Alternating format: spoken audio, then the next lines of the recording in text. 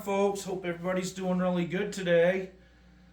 I'm doing okay. I'm just kind of messing around here and trying some different guitars out. And lo and behold, I got my first electric out here and came up with what you just heard right there in the intro. So, this is what I'm doing. I'm hunting for songs, okay? And this is how I do it. I just start playing different guitars, and pretty soon I'll hear a sound, and that will trigger something. That's not the only way I come up with like ideas, but this is a really useful one for me. So if you have a bunch of guitars kicking around, put them to good use. That way, just remember that ride them, don't hide them. Okay, play them. That's what they're for, and that's what they do. If you're writing songs, or even if you're not writing songs, I pretty much can bet that, if you go through some different guitars, you're going to play different styles, you're going to attack different. It's really bizarre how it all works, but that's how it works, at least in my case. And that's why I like having a ton of guitars to mess with. Anyway, so if you guys been following along, I've started on another journey here, and I'm going to start writing some tunes here for a record. I have, well over 100 songs written, recorded, roughed down. Nothing's ever finished totally. But back when I was doing this a lot, what I would do, I wrote 7 songs complete in one day, bass, drums, and guitar, alone, Sometimes it would be 8 or 10 songs in a week that I would rough down. And then I would, the good ones I'd put on a CD and send them to my friend, Dan, and he would write lyrics for it and then show up, sometimes months later and completely blow my mind with lyrics over the the stuff that I'd written. So that's how we kind of work together. It's kind of a long distance thing. We don't actually sit in the same room and write stuff, like hash out lines, and it's just, the distance thing, but it still works, and it's just the way we do it. So anyway, I try to come up with new stuff if I can too. I never stop. I really should take some of the material that I already have roughed down and just finish it. And I will someday, or at least that's what I keep saying to people. But anyways, I don't want to stop writing stuff, because you got to capture it while it's there. When it's up here and you've got this melody or whatever you got going on.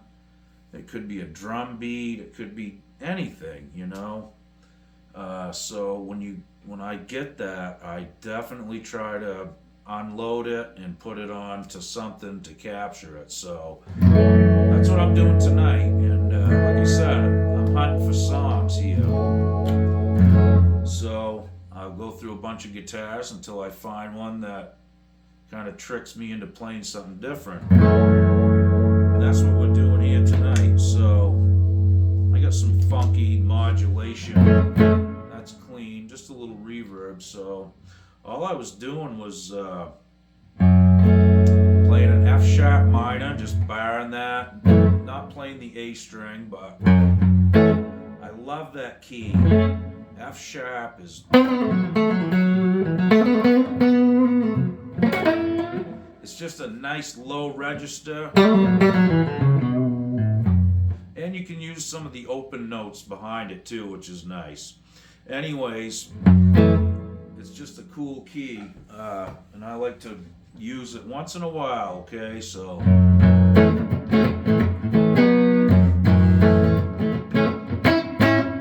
that was the first thing I come up with, just instantly when I picked this guitar up. It was the first chord I grabbed.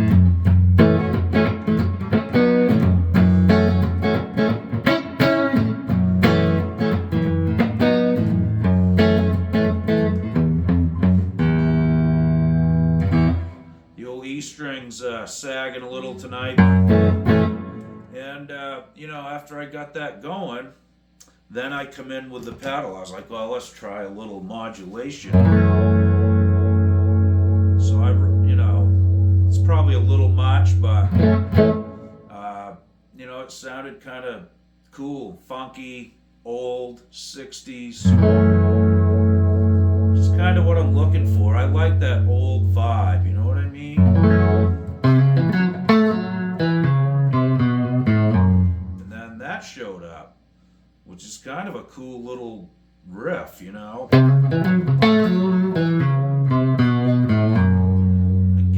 that low register, that F sharp, it's just got that oomph to it. So that's the other thing. You gotta, if you're working with a singer, if you're working by yourself, if you sing, it's good to know the keys if you are working with a singer and write for somebody else, it's good to know the keys sometimes to kind of plan that.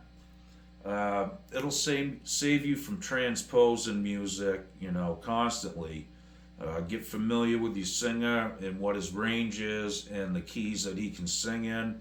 And, if you're going to write, if you come up with a song that's not in a common key that you would use for the singer or for your own vocal range, then you transpose it, that's all. But I try to save that step when I can. The singer that I work with has a really great range, so I pretty much know where to go instantly. And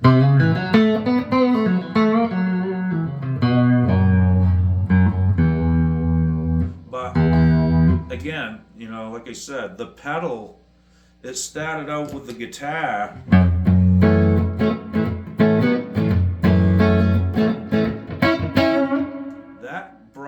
The guitar brought that to the party, okay? And then when I kicked on the pedal,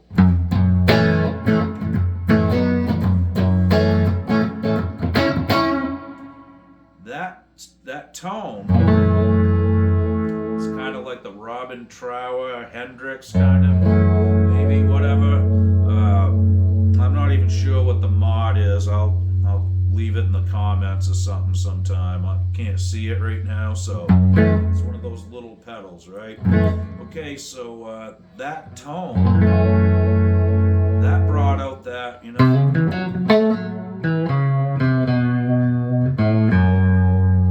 was like, whoa, I got something. Now I just got to figure out what to do with this stuff. So I've got two little sections, okay? You could go to a 4-chord, which would sound nice.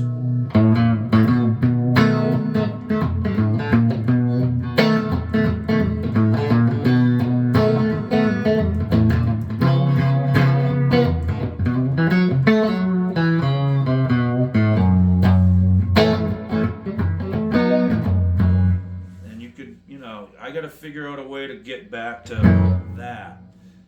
If that's going to be the, main hook in the tune or whatever, or like the, nuts and bolts of what's going to get you into this 4-chord, so I'll experiment some more with stuff like that.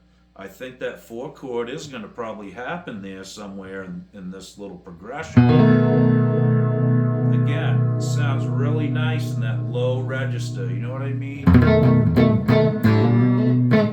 I like that stuff. So, again, we've got this, and we got the little riff, which is pretty nice. It's a good little hook. Thinking the 4-chord, see, now here's something that I don't really try to do this, but sometimes it just happens. Like when I just heard this 4-chord, now I'm thinking already, maybe that's where the verse should start, okay, on the 4-chord, and resolve to either or. So I got to sort that out. And that's really tough to do without a lyric, okay? But I just I try to work past it, and basically what I'll do is if I figure out a format that's gonna work, say this 4 chord is gonna be the verse. Now what I'll end up doing is I'll have to figure out some poetic rhythm and rhyme and how many bars I'm going to play that 4 chord so there'll be enough to fit. And I'm going to have to kind of imagine some sort of, scattered line or lyric or melody, which it doesn't always end up that way. If I lay this on, the guy that I write songs with, if he writes lyrics and a melody for it, he's liable to show up and do something completely different than I imagined. And I never tell him, what the melody is that I came up with over what I played. I just kind of keep it to myself and kind of keep it in the safe. So if he comes up and it's just not clicking or whatever, I have that always as an option, and we've used that kind of thing too before. It's nice to have a way out if it doesn't always jive or blend. The lyric might be good, but it's just sang in a different kind of mode or tonality that makes it tough or rubs. I may have to change some of the guitar parts to fit the lyric as well. But so that's pretty much how I do this. Sometimes I'll have a metronome out too, but I just kind of think with a metronome, I tap my foot, 1, 2, 3, 4, and that's how it usually starts. I try to find something that feels good, or that makes me feel good at that moment. All right. That's the thing. I mean, when you're writing songs, it's kind of like a mood. Some of them are angry, some of them are kind of happy and shiny. That's how it happens. It kind of comes out in your playing. So I usually try to start out, with something that just feels like that's what I want to feel like right now. I just want to relax. I just want to have that nice 1, 2, 3, 4, something easy. Excuse me. So that was how I started out here tonight, and went to that F sharp minor chord, and that's what got it going. And then, like I said, effects pedals do the same thing. The effects pedal is what got me to the riff.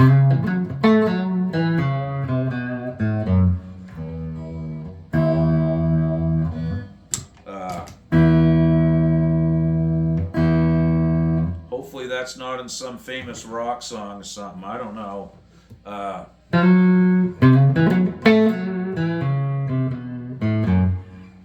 don't really care if it is. I'm not copying anybody. I don't listen to a lot of music for that reason. I don't want to nick somebody else's line or melody. That's already being done enough.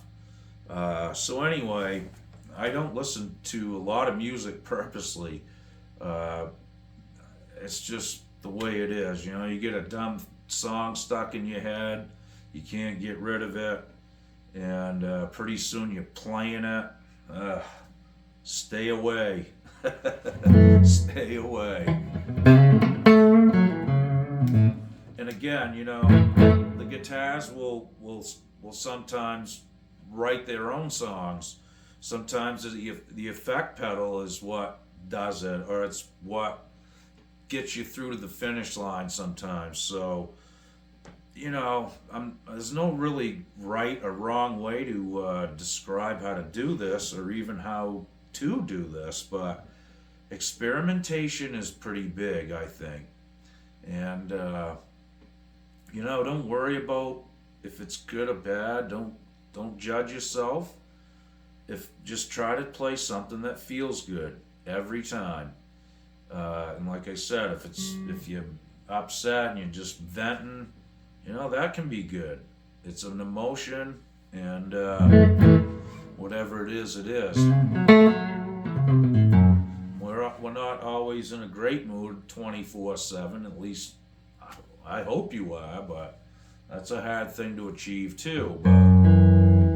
So anyway, I just wanted to share that, like, how to get started on a tune or a progression.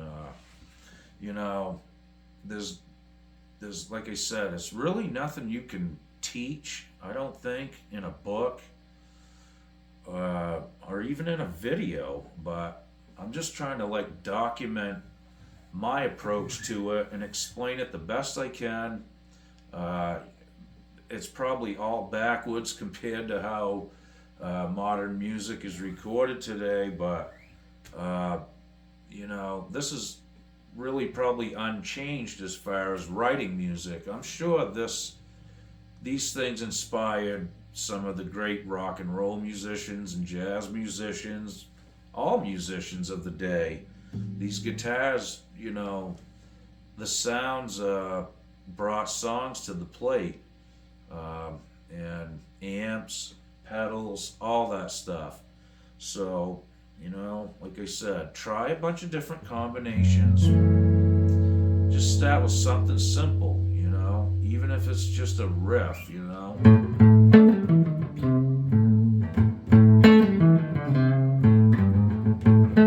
See, it's just a little pentatonic thing, but if you mess around with it, let's see here.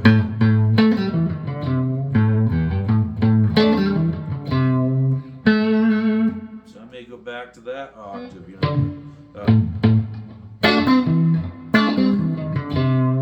maybe double stop or something like that. That's a cool little riff. Maybe I'll use that one. That was like a lesson I got from my uncle when I was a kid. He showed me that.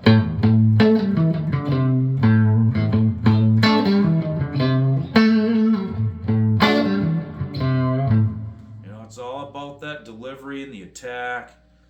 It's kind of like the whisper to the thunder thing. It's kind of whispering. And that thunder, that big bap like that. That's dynamics are so important in playing and in recording and writing music as well. In my opinion, if you just keep playing it the same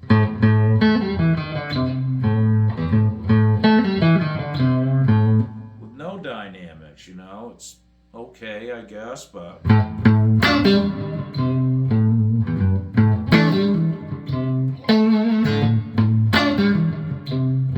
it just feels better with dynamics to me.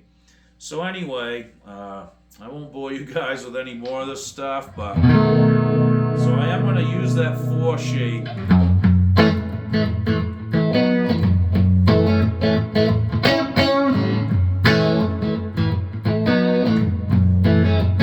See, dynamics again, lights picking on some of that stuff, and then the riff. And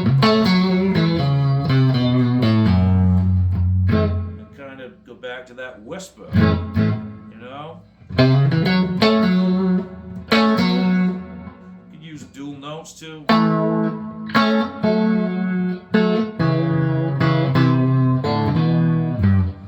don't know. We'll see where it goes. You never know. So anyway, that's a start to another song for me.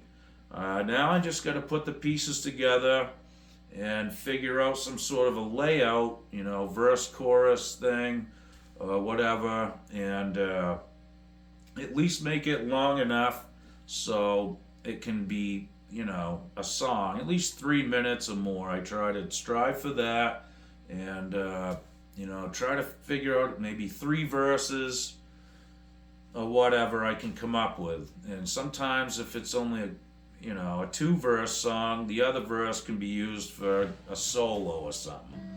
That's kind of how that happens too. And sometimes it's just not enough, and I'll have to start over and maybe do 5 verses. and whatever. But at least I've got the nuts and bolts of the song, and now I know what guitar I'm using because I have it on video, which is cool. So anyway, we'll just go from there. And I'm going to work on this a little bit more this evening and see where it takes me. See if I can come up with a kind of a different thing than just the blues, 1-4-5 or whatever. I'll probably have to still use those in spots, but I like that. The 4 sounds good against that. I think so anyway, and that will sound good as kind of like a leading thing to the.